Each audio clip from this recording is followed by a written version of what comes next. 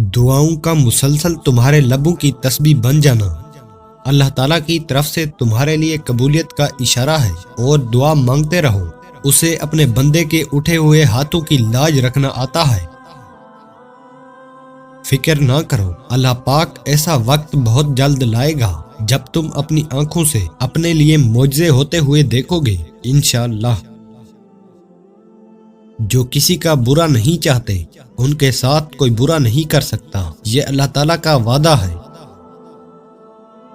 اللہ تعالیٰ تمہاری زبان کو مانگنے کی ہمت تب دیتا ہے جب وہ تمہاری دعاؤں پر راضی ہونا چاہتا ہے۔ جانتے ہو دعا کیا ہے؟ اپنی ہر پریشانی اللہ کے حوالے کر کے خود بے فکر ہو جانا کہ اللہ پاک سب سنبھال لے گا۔ اللہ تعالیٰ اپنے بندے کی تڑپ کبھی ضائع نہیں کرتا۔ اپنی مانگی ہوئی دعاؤں پر یقین رکھیں، وہ رحمان ہے، رد نہیں کرے گا۔ اللہ ہر بیٹے کا خواب سچا کرے اور ہر بیٹی کا نصیب اچھا کرے۔ جو شخص تمہارے خون سے نہ ہو مگر پھر بھی تم کو عزت دے اور پیار دے تو بے شک وہ تمہارے لیے بہترین رشتہ ہے۔ وہ راستہ پہلے ہی بنا دیتا ہے لیکن عطا صرف بہترین وقت پر کرتا ہے۔ خدا مجھے کیسا بھی بنائے لیکن کسی کی زندگی خراب ہو میری وجہ سے مجھے ایسا کبھی نہ بنائے۔ اپنی ذات کے سوا کسی کا محتاج نہ کر یا رب، تیرے بندے بڑا خوار کرتے ہیں۔ جب یقین کی ڈور اللہ پاک پر چھوڑ دی جاتی ہے تو پھر اللہ پاک اپنے بندوں کو رسوا نہیں کرتا۔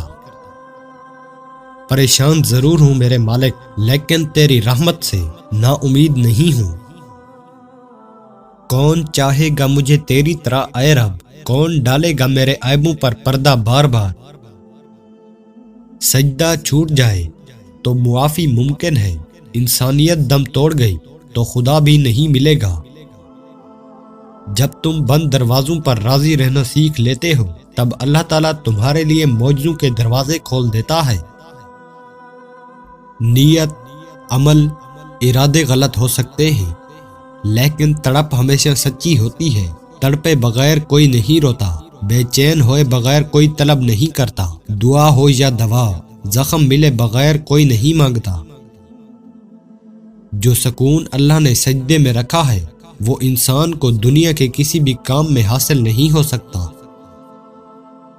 اللہ تعالیٰ سے گفتگو کرنے کی عادت ہو جائے تو سجدے کیے بغیر سکون نہیں آتا۔ آزمائش تو انہی کی ہوتی ہے جنہیں اللہ چاہتا ہے، اور صبر وہی کرتے ہیں جو اللہ کو چاہتے ہیں۔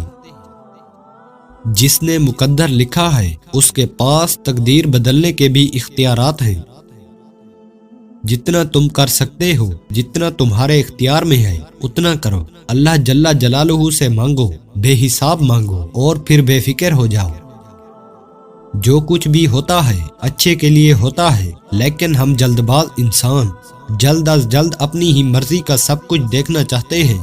اللہ نے تاخیر میں خیر رکھی ہے۔